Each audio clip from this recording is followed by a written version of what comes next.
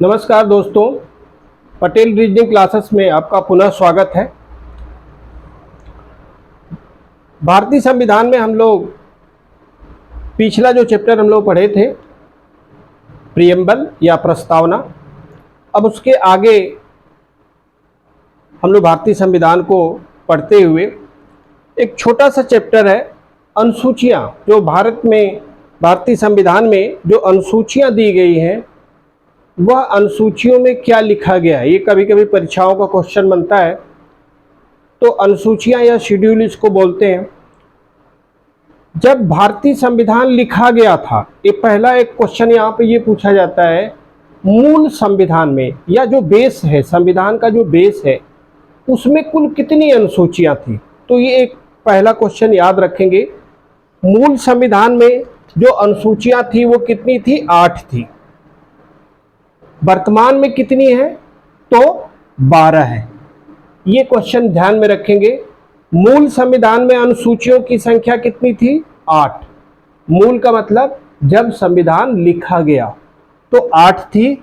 अगर क्वेश्चन पूछता है कि वर्तमान में भारत में भारतीय संविधान में कुल कितनी अनुसूचियां हैं, आपकी क्या बताएंगे? 12। तो पहले क्वेश्चन का आंसर हमने आपको बताया। ये इजी क्वेश्चन है, इसको याद रखेंगे और ये गलत भी नहीं होना चाहिए क्योंकि ये सामान्य क्वेश्चन है ना, तो इसको आपको ध्यान रखना है। आगे दोस्तों हम लोग बढ़ते हैं। अब जितनी भी अनुसूचियां दी गई हैं उसमें क्या लिखा गया है, इसको आपको समझना है। तो इसको समझने का प्रयास करें कि जो हमारी अनुसूचियां हैं उसमें क्या बात बताई गई। भारतीय संविधान में आपको जानना ही है कि कौन सी चीजें कहाँ पे लिखी गई और उसका अर्थ क्या है। यही आपके एग्जाम का क्वेश्चन होता है। तो आइए हम लोग शुरुआत करते हैं। तो हम लोग सबसे पहले बात करते हैं जो 12 अनुसूचियां हैं वर्तमान में, तो उसकी जो पहली अनुसूची है उसमें क्या चीज बताई गई है। तो पहली अनुसूची में क्या कहा गया है कि भारत के जितने भी राज्य हैं और केंद्र शासित प्रदेश हैं इन सबके विषय में बताया गया है। तो पहली अनुसूची में इंडिया के स्टेट और इंडिया के जितने भी केंद्र शासित प्रदेश हैं सबके विषय में कहाँ पे बताया गया है? पहली अनुसूची में बताया गया है। तो पहली अनुसूची में भारत के राज्य और भारत के केंद्र शासित प्रदेशों के विषय में बताया गया। अब हम लोग बात करते हैं दूसरी अनुसूची। दूसरी अनुसूची में क्या बात बताई गई? तो दूसरी अनुसूची में जितने भी संवैधानिक पद है, जो कॉन्स्टिट्यूशनल पोस्ट बताए गए हैं, संवैधानिक पद जो भारतीय संविधान में बताए गए हैं उनके विषय में बताया गया है। तो संवैधानिक पद कौन है? राष्ट्रपति, उपराष्ट्रपति, सुप्रीम कोर्ट के न्यायाधीश, लोकसभा अध्यक्ष, जितने भी आपके न्यायाधीश हैं, जितने भी न्यायाधीशों के पद हैं ये सभी आपके संवैधानिक पद के रूप में आते हैं। तो दूसरी अनुसूची में क्या क्या बताया गया है? जितने भी संवैधानिक पद है, राष्ट्रपति, उपराष्ट्रपति, लोकसभा अध्यक्ष और सुप्रीम कोर्ट के न्यायाधीशों के विषय में, तो ये सभी पदों के विषय में आपको दूसरी अनुसूची में बताया गया। अब हम लोग बात करते हैं तीसरी अनुसूची में क्या विषय दिया गया है। तीसरी अनुसूची में संवैधानिक पदाधिकारियों को शपथ कौन दिलाता है? जो अभी आपको हमने पद बताए, राष्ट्रपति, उपराष्ट्रपति, तो इन सभी पदों पर अपॉइंट जिनकी नियुक्ति होती है उनको शपथ कौन दिलाता है? तो तीसरी अनुसूची में क्या बात बताई गई है? संवैधानिक पदाधिकारियों को शपथ कौन दिलाएगा, इसके विषय में बताया गया है। आगे हम लोग बढ़ते हैं चौथी अनुसूची। आपसे जो परीक्षाओं में क्वेश्चन पूछे जाते हैं वो परीक्षाओं के क्वेश्चन किस तरह से पूछे जाते हैं इस चैप्टर को, ये आप ध्यान दें। पहला तो ये पूछा जाता है मूल संविधान में कुल कितनी अनुसूचियां थी, आप बताएंगे 8। वर्तमान में कितनी है? 12। दूसरा क्वेश्चन का पूछने का तरीका क्या होता है वो आप समझ लें। दूसरा तरीका ये होता है कि आपको ये बताना है कि यह विषय किस अनुसूची में शामिल किया गया है। एक ये क्वेश्चन पूछने का तरीका होता है। तीसरा क्वेश्चन इस चैप्टर से कैसे पूछे जाते हैं? तीसरा ये पूछा जाता है कि जो नई अनुसूची जोड़ी गई वो किस वर्ष जोड़ी गई। और उसमें कौन से विषय शामिल किए गए। तो ये क्वेश्चन पूछने का इस चैप्टर से मेथड है, क्वेश्चन पूछे गए हैं आपके अनुसूचियों से। तो हम लोग तीसरी अनुसूची तक बात कर चुके हैं। तीसरी अनुसूची में जितने भी संवैधानिक पद हैं उन सभी संवैधानिक पदों पर जिनकी नियुक्ति होती है, तो नियुक्ति के बाद उनको शपथ कौन दिलाता है, यही तीसरी अनुसूची में बताया गया। चौथी अनुसूची में क्या बताया गया है, राज्यसभा की जितनी भी सीटें हैं उनका विभाजन किया गया है। किस राज्य में राज्यसभा की कितनी सीट होगी। आप जानते हैं लोकसभा और राज्यसभा, सेंट्रल में केंद्र में लोकसभा और राज्यसभा, तो लोकसभा की सीटों का भी विभाजन किया गया है। तो चौथी अनुसूची में क्या बताया गया है, राज्यसभा की सीटों का बंटवारा किया गया। किस राज्य में राज्यसभा की कितनी सीट है ये आपको बताया कहाँ गया है, चौथी अनुसूची में। तो चौथी अनुसूची राज्यसभा की सीटों के विषय में बताया गया। पांचवी अनुसूची में क्या बात बताई गई है, पांचवी अनुसूची जो आपके दी गई है भारतीय संविधान में, वो दी गई है अनुसूचित जाति के विषय में।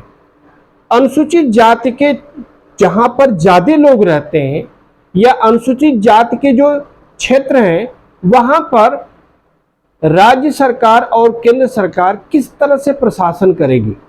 तो प्रशासन का जो प्रोसेस है, जो प्रक्रिया है, अनुसूचित जाति के क्षेत्रों में कैसा होगा, ये विषय आपको कहाँ पे बताई गई है, पांचवी अनुसूची में बताई गई। तो पांचवी अनुसूची में क्या है, अनुसूचित जाति के क्षेत्रों में प्रशासन का तरीका या मेथड।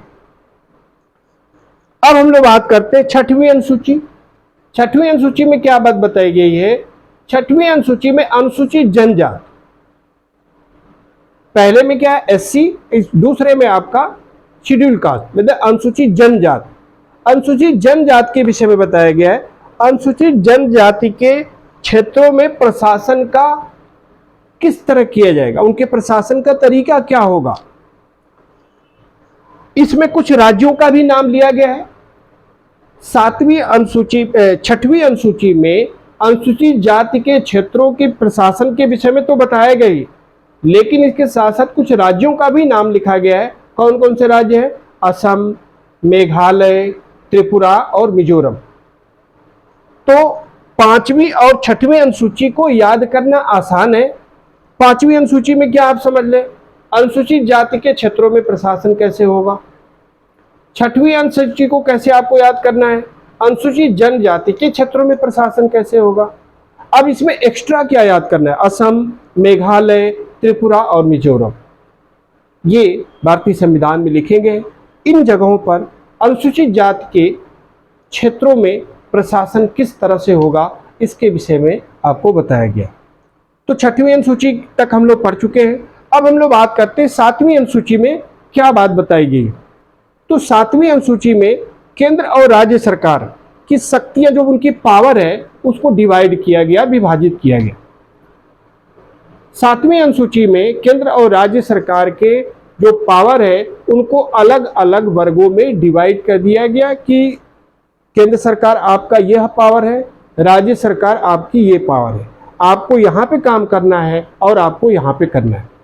इसके लिए हमने आपको बताया भी था, आगे एक चैप्टर भी मिलेगा आपको, संघ सूची, राज्य सूची और समवर्ती सूची। इसी में इनके अलग अलग कामों को बांट दिया गया कि आप यहाँ पे काम करिए, आप यहाँ पे, दोनों लोग मिल करके झगड़ा ना करें आपस में कि ये हम करेंगे, ये हम करेंगे। इसलिए संविधान में लिख दिया गया कि आपको यही करना है और आपको ये करना है, बाद में विवाद ना हो, इसलिए इसको संविधान में लिख दिया गया। तो सातवीं अनुसूची में आपको क्या याद रखना है, इन लोगों में झगड़े ना हो। आप देखते ही है केंद्र में किसी और की सरकार होती है, राज्य में किसी और की सरकार होती है। अगर ये ना लिखा गया होता तो आगे क्या होता, इस समय क्या करते, राज्य सरकार चाहती कि हम इस पे कानून बना ले, केंद्र सरकार चाहती कि हम कानून बना ले। इसलिए संविधान लिखने वालों ने इस झंझट को, इस बवाल को खत्म कर दिया। उसने कहा आप यहाँ पे कानून बनाएंगे, आप यहाँ पे कानून बनाएंगे, आपको ये काम करना है, आपको ये काम करना है। तो इसको संघ सूची, राज्य सूची और समवर्ती सूची के रूप में बताया गया। तो 7वीं अनुसूची में आप जान लीजिए इन सबका काम बांट दिया गया। इजी शब्दों में आपको समझना है कि केंद्र और राज्य सरकार का काम, उनको जो वर्क दिया गया है उनको बता दिया गया कि आपको ये करना है, आपको ये। 8वीं अनुसूची, 8वीं अनुसूची में जितनी भी आपको भारत में जो मान्यता प्राप्त भाषाएं थी उनके विषय में बताया गया था। आप जानते हैं कि भारत एक बड़ा देश है, यहाँ पर बहुत सारे क्षेत्रों में अलग अलग भाषाएं बोली जाती हैं। इन भाषाओं को संविधान लिखते समय ही मान्यता दे दी गई थी कि ये सभी भाषाएं क्या हैं, संविधान में शामिल है। तो यहाँ पे क्वेश्चन आपको एक चीज ध्यान रखना है, कभी कभी परीक्षाओं में क्या क्वेश्चन पूछता है, मूल संविधान में कितनी भाषाओं को मान्यता दी गई थी। मीन्स जब संविधान लिखा गया था तो उस समय कितनी भाषाओं को मान्यता दी गई थी, मीन्स या कितनी भाषाएं शामिल थी संविधान में जब लिखा गया। तो आप क्या बताएंगे, 14। उस समय जब भाषाओं की संख्या क्या थी, 14 थी। मान्यता प्राप्त भाषाओं की संख्या उस समय 14 थी। लेकिन यही क्वेश्चन अगर आपको बदल दे, क्वेश्चन आपको चेंज कर दे कि वर्तमान में संविधान में मान्यता प्राप्त भाषाओं की संख्या कितनी है, तो आपका आंसर चेंज होगा। अब इस समय क्या बताएंगे, इस समय आपकी संख्या हो जाएगी 22। इस समय आप क्या बताएंगे, वर्तमान में भारतीय संविधान में मान्यता प्राप्त भाषाओं की संख्या कितनी है, 22। देखिए उस समय संविधान लिखने वालों ने जितनी उनको लगा कि इतनी भाषाएं शामिल करना चाहिए उतनी उन लोगों ने लिख दिया उसमें। लेकिन परिस्थितियों के अनुसार समाज के कई जगहों पर कुछ और भी भाषाएं थी जिनको मान्यता मिलनी चाहिए थी, तो बाद में वो भाषाओं को धीरे धीरे वो मान्यता दिया गया। तो इस समय वर्तमान में कुल कितनी भाषाएं हैं संविधान में, आपकी 22 भाषाओं को मान्यता दी गई। अब हम लोग बात करते हैं जो 9वीं अनुसूची है, 9वीं अनुसूची में क्या विषय शामिल किया। अब एक चीज ध्यान रखना है आपको, मूल संविधान में कुल कितनी थी अनुसूचियां, 8 ही थी। अब 8 के बाद आपकी 4 अनुसूचियां जोड़ी गई हैं। तो यहां से एक क्वेश्चन और आपका बदल सकता है। क्या बदल सकता है, क्वेश्चन ये पूछ सकता है कि 9वीं अनुसूची किस वर्ष जोड़ी गई या किस संविधान संशोधन द्वारा जोड़ी गई। दूसरा इस पर क्वेश्चन क्या बन सकता है, दूसरा आपका क्वेश्चन ये बन सकता है कि 9वीं अनुसूची में कौन सा विषय है, ये आपको 4 ऑप्शन के माध्यम से बताना होगा। तो हम लोग बात करते हैं 9वीं अनुसूची को कब भारतीय संविधान में जोड़ा गया। तो आपके देश में जो पहला संविधान संशोधन हुआ था, ध्यान रखेंगे, प्रथम संविधान जो संशोधन हुआ था कब हुआ था, 1951 में। पहला संविधान 1951 में हुआ। तो पहले संविधान संशोधन 1951 में आपका 9वीं अनुसूची जोड़ दी गई। अब एक क्वेश्चन का आपको आंसर हो गया, पहले संविधान संशोधन 1951 में आपकी 9वीं अनुसूची शामिल की गई। अब प्रश्न यह है कि इसमें कौन सा विषय जोड़ा गया, क्या इसमें लिखा गया है 9वीं अनुसूची में। तो 9वीं अनुसूची में आपको ध्यान देना है, इसमें भूमि सुधार संबंधी कार्यक्रम। आप जानते हैं भारत क्या है, गांव का देश है। 70% जनसंख्या आज भी क्या है, गांव में रहती है।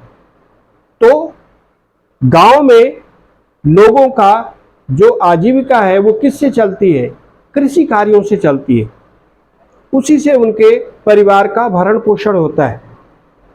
तो 9वीं अनुसूची में क्या लिखा गया, भूमि सुधार, भूमि सुधार से संबंधित जितने भी कार्यक्रम हैं उनको लागू किया गया। ग्रामीण विकास के संबंधित जो कार्य हैं उनको शामिल किया गया। कभी कभी यहां पूछता है कि 9वीं अनुसूची में कितने विषय आपको दिए गए हैं भूमि सुधार से संबंधित और गांवों से संबंधित। तो आपके 29 है, 29 कार्य याद रखेंगे 9वीं अनुसूची में भूमि सुधार से संबंधित कुल कितने हैं?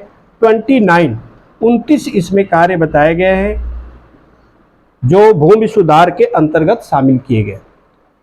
यहां पर एक चीज और जान ले, पहले जब 9वीं अनुसूची को संविधान में शामिल किया गया तो उस समय यहां पर कहा यह गया कि इस विषय को सुप्रीम कोर्ट या किसी भी न्यायालय में इस विषय को नहीं ले जाया जा सकता। मीन्स इस विषय पर आप केस नहीं कर सकते, किसी कोर्ट में आप नहीं जा सकते।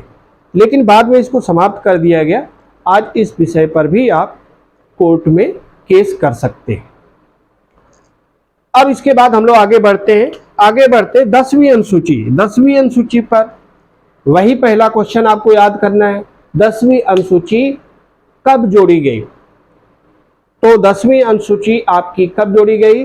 52 कॉन्स्टिट्यूशन अमेंडमेंट 1985 मीन्स 52वां जो संविधान संशोधन हुआ 1985 में, उसमें आपकी 10वीं अनुसूची एक और आ गई।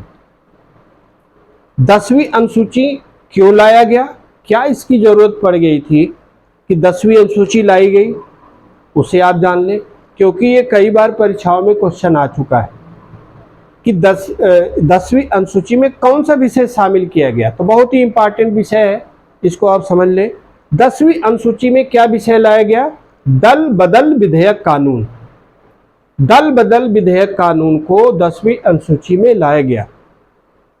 दोस्तों ये विषय इतना इंपॉर्टेंट है, अगर ये ना लाया गया होता तो आज के समय में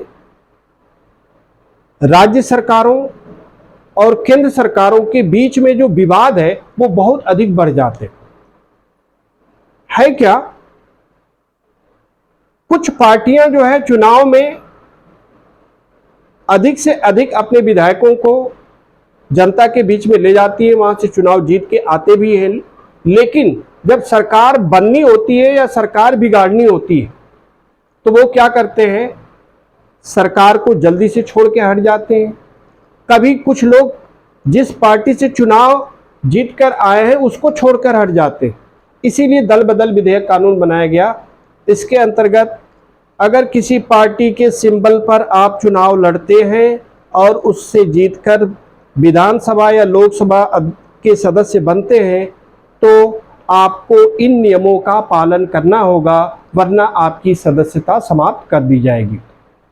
तो कुछ नियम है, उस नियमों को कहां पे लाया गया? दल बदल विधेयक कानून। इस शब्द से ही आप समझ गए होंगे, किसी दल बदल मीन्स किसी पार्टी को छोड़कर आप दूसरा पार्टी बनाना चाहते तो नहीं कर सकते। उसके कुछ नियम हैं, अगर उस नियमों का पालन नहीं करते हैं तो आपकी मेंबरशिप जाएगी। ये आपको बताया गया है 10वीं अनुसूची में। 10वीं अनुसूची आपको ध्यान रखना है, ज़्यादातर वर्ष भी पूछा गया है, किस वर्ष आया? तो 1985 याद रखेंगे। 1985 में 52वां संविधान संशोधन था, दल बदल विधेयक कानून था। अब दोस्तों हम लोग बात करते हैं 11वीं अनुसूची। 11वीं अनुसूची में क्या जरूरत पड़ गई थी इसको लाने की? 11वीं अनुसूची को क्यों लाया गया? तो 11वीं अनुसूची को लाने का भी एक महत्वपूर्ण विषय था जिसलिए इसको लाया गया। सबसे पहले हम लोग बात कर लेते हैं कि 11वीं अनुसूची कब लाई गई। तो 11वीं अनुसूची को ध्यान रखेंगे, ये संसद में तो ला दिया गया था 1992 में ही, संसद में पेश किया गया 92 में। तो इसके लिए याद रखना है 73वां संविधान संशोधन हुआ। जैसे इसमें आपने देखा 9वीं अनुसूची में पहला संविधान संशोधन हुआ, 10वीं अनुसूची में 52वां संविधान संशोधन हुआ। अब अगर आपसे पूछता है 11वीं अनुसूची में कौन सा संविधान संशोधन हुआ, तो 73वां संविधान संशोधन हुआ 11वीं अनुसूची में। अब इसमें 11वीं अनुसूची 73वें संविधान संशोधन 1992 में लाई गई और इसको पास किया गया 93 में। तो 93 में यह जो आपका 73वां संविधान संशोधन लाया गया था, इसको 93 में पास कर दिया गया। अब पास किया गया तो इसमें कौन सा विषय जरूरी था शामिल करना जिसके लिए लाया गया, तो इसको आपको क्या याद रखना है, ग्राम पंचायती व्यवस्था। जो ग्राम पंचायती व्यवस्था है वो आपकी कब आई, 73वें संविधान संशोधन के अंतर्गत किस अनुसूची में, 11वीं अनुसूची में लाई गई थी। तो 11वीं अनुसूची में क्या विषय है, ग्राम पंचायती व्यवस्था। अब एक और अनुसूची है दोस्तों, 12वीं अनुसूची। 12वीं अनुसूची में आपको बस एक ही चीज का ध्यान रखना है, जो यहां पे 73 आप याद कर रहे हैं, वर्ष आपका वही रहेगा जो आप 73 याद कर रहे हैं। 12वीं अनुसूची में उसको क्या कर लेंगे, 74, 74वां संविधान संशोधन। क्यों, क्योंकि वहां पे विषय चेंज हुआ है ना। यहाँ पे क्या है, ग्राम पंचायती व्यवस्था शामिल की गई। 12वीं अनुसूची जो आपको लाने की जरूरत पड़ी, वो किस लिए लाने की जरूरत पड़ी, शहरों में भी पंचायती व्यवस्था होती है, शहरों के लिए भी जरूरत है, शहरों में भी जो पंचायती व्यवस्था है उसके लिए नियम बनाने थे। तो बहुत इजी शब्दों में आपको समझ लेना है, 11वीं अनुसूची में ग्राम पंचायती व्यवस्था, गांव के लिए कानून बनाना था, और 12वीं अनुसूची में शहरों के लिए कानून बनाना था या शहरी पंचायती व्यवस्था के लिए नियम बनाना था। तो इसमें आपको ध्यान क्या देना है, ध्यान यही देना है, यहाँ पे 73 याद करना है और यहाँ पर आपको 74 याद करना है। इस तरह से आपकी 12 अनुसूचियां संविधान में दी गई हैं। क्वेश्चन पूछने का मेथड हमने आपको बता दिया, दो ही मेथड होते हैं, या तो डायरेक्ट आपसे पूछ लिया जाए कि यह विषय किस अनुसूची में, एक ये तरीका है। दूसरा, जो नई अनुसूचियां जोड़ी गई हैं उसमें कौन सा विषय जोड़ा गया है या कब जोड़ा गया है। तो इस चैप्टर से इसी तरह से क्वेश्चन पूछे जाते हैं। प्रयास करें कि ज़्यादा से ज़्यादा इसको जो चीज़ें बताई जा रही है उसको समझने का प्रयास करें। यहाँ पर जिस तरीके से हमने बताया है उसको अगर आप समझ जाते हैं तो याद करने में आपको आसानी होगी। तो थैंक यू दोस्तों, जय हिंद।